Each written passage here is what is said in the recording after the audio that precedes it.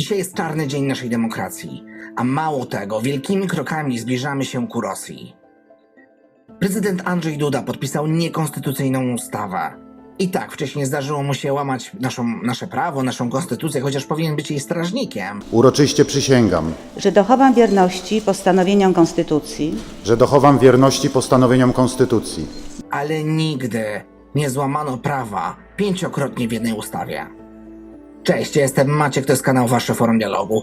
Dzisiaj przyjrzymy się ustawie tzw. Lex Tusk, co tak naprawdę jest tam zapisanego, które zapisy są bardzo kontrowersyjne, kto opiniował ten projekt i dlaczego Andrzej Duda, który miał szansę jeszcze chwilę temu na karierę międzynarodową, zdecydował się ją przekreślić raz na zawsze. A do tego, kto może tak naprawdę być postawiony przed tą komisją i czy grozi to tobie bądź mi? Głosowanie nad tą bolszewicką, haniebną ustawą. O poszanowanie i wzmocnienie i konstytucji, i suwerenności. Wskazując na niezgodność z polskim prawem, z polską konstytucją. PiS złożył ustawę, której pełna nazwa to Ustawa o Państwowej Komisji do badania wpływów rosyjskich na wewnętrzne bezpieczeństwo Rzeczpospolitej Polskiej w latach 2007-2022. Opozycja nazwała tę ustawę Lex Tusk, ponieważ trudno się temu dziwić, kiedy to tak naprawdę Janusz Kowalski komentował, że pierwszą osobą, która będzie wezwana do tej komisji, to właśnie Donald Tusk. I postawimy prorosyjskiego Donalda Tuska przed Trybunałem Stanu, a potem wsadzimy do więzienia. Najpierw ustawa przeszła przez komisję, potem było pierwsze, drugie czytanie, PiS oczywiście ją przejął, bo ma większość w Sejmie. Senat odrzucił tę ustawę i jakże mógłby inaczej, ponieważ eksperci tak naprawdę wskazywali bardzo dużo problemów z jej konstytucjonalnością. Mało tego, Sejm również poprosił ekspertyzę w sprawie tej ustawy. Zobaczcie, jakie to ekspertyzy otrzymała pani Elżbieta Witek. Pani Manowska powiedziała, że w zasadzie nie ma problemu z tą ustawą.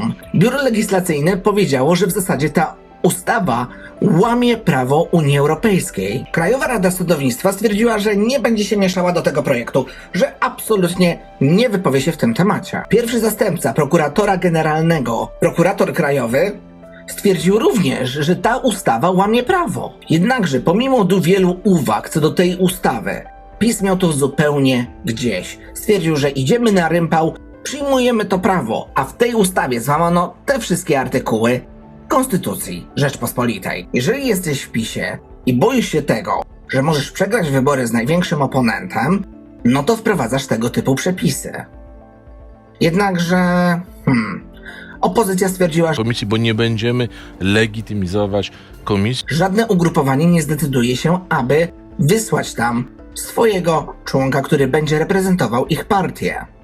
To oznacza, że całkowita komisja, która będzie się składała z 9 osób, będzie obsadzona przez Mateusza Morawieckiego i jego ludzi. Już są pewne giełdy nazwisk, któż to może zasiadać w tejże komisji. Ponadto, co jest dziwne w tej komisji, jest to, że legislacyjnie zaproponowano tym osobom immunitet.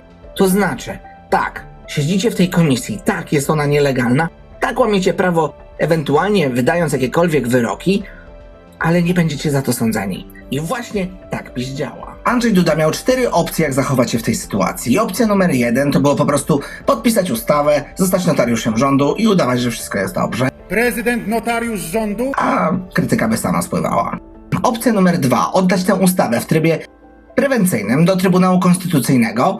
No i w tym trybie w zasadzie nic by się nie działo. Dlaczego? Ponieważ w Trybunale Konstytucyjnym są ludzie skłóceni, Julia Przyłębska ma za sobą w zasadzie tylko 8 członków tego grona, dlatego nie udałoby im się zebrać całego grona, całego składu 11 osób, aby tak naprawdę przedyskutować tę ustawę. Opcja numer 3. Zawetować tę ustawę. Weto albo śmierć. To znaczy, że prezydent, mając wątpliwości konstytucyjne, widząc, że łamane jest prawo w tej ustawie, a sam jest doktorem prawa, zawetowałby tę ustawę. W tej sytuacji Sejm musiałby odrzucić weto prezydenta większością 3/5 głosów Sejmu. A to by było niemożliwe, ponieważ PiS ma 234, 235 głosów teraz w Sejmie, a żeby odrzucić weto prezydenta potrzebne jest 276 głosów. I opcja 4, tą, na którą się zdecydował. To znaczy, podpisał ustawę, ustawa nabrała biegu legislacyjnego, to znaczy, że komisja będzie tworzona.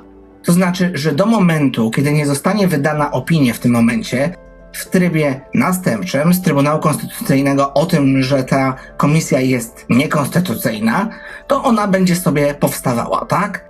I teraz tak, w trybie następczym w Trybunale Konstytucyjnym Julii Przyłębskiej potrzebnych jest tylko 5 członków do tego, aby orzeknąć, czy dana ustawa jest konstytucyjna, czy nie. Jak wiemy, skoro Julia Przyłębska ma za sobą 8 osób, zebranie 5 osób do składu, aby orzec zgodnie z wolą prezesa PiS, nie będzie problemem.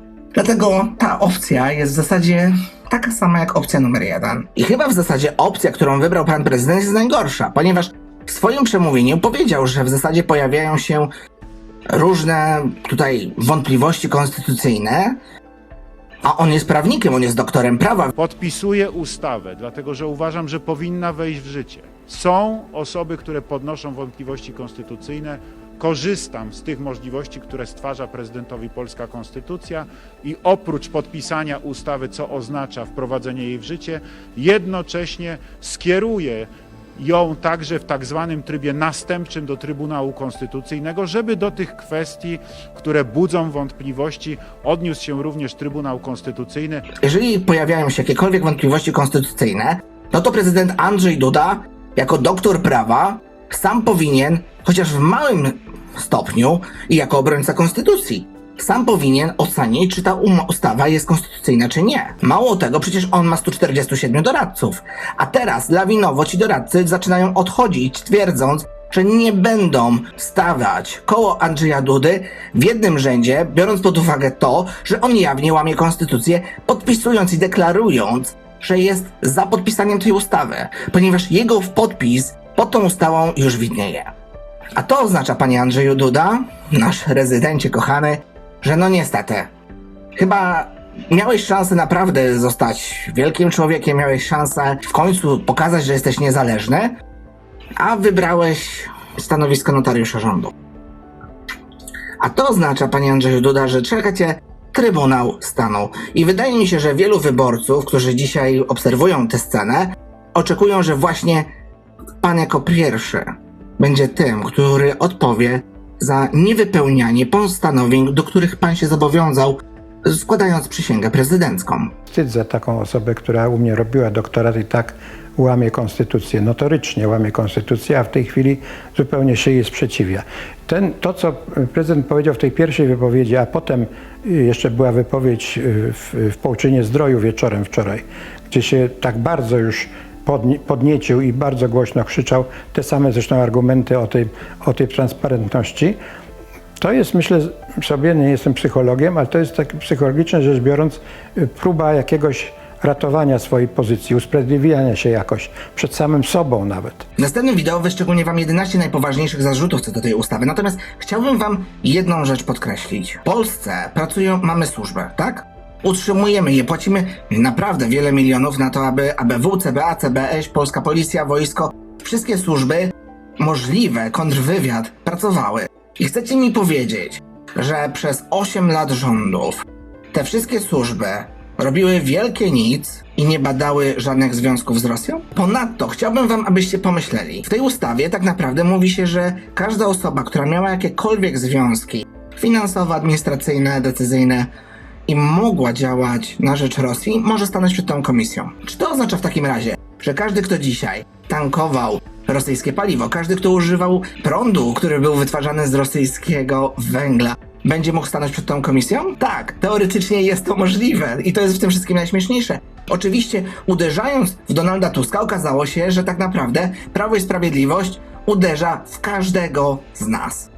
Każdy, jeżeli będzie niewygodny, każdy, kto będzie stawiał się tej władzy, może dzisiaj być tak naprawdę osobą, która będzie podejrzana o związki z Rosją. Absurd. Normalnie absurd. No ale dobra. Ustawa jest podpisana, tak? Ustawa będzie teraz działała. Ale wiecie, co jest w tym wszystkim najśmieszniejszego? Z całego świata spływają krytyczne głosy co do tego, że prezydent Andrzej Duda podpisał tę ustawę, że Prawo i Sprawiedliwość złożyło tę ustawę. Już wczoraj amerykański ambasador wypowiedział się na ten temat. Amerykanie służą poza granicami kraju, aby bronić wspólnych wartości, takich jak demokracja, praworządność, wolność wyborów, uczciwość wyborów, prawa człowieka, wolność mediów. Dzisiaj dziennikarze Reuters, dziennikarze z Niemiec, Austrii, Francji, z całego świata wypowiadają się o tym, że Prawo i Sprawiedliwość wprowadza komisję, która absolutnie łamie nasze prawo. I każdy tak naprawdę mógł przeanalizować tę ustawę. Każdy mógł zobaczyć to i okazuje się, że cały świat nie ma racji, tylko Prawo i Sprawiedliwość ma rację? A jeżeli wam się podobało, to zostawcie komentarz, zostawcie łapkę w górze, zasubskrybujcie nasz kanał, kliknijcie dzwoneczek, aby być na bieżąco z naszymi materiałami. No a dodatkowo zapraszam was, abyście odwiedzili cały nasz kanał i zobaczyli inne materiały, które już tam się znajdują. Może coś was zainteresuje. Tymczasem bywajcie.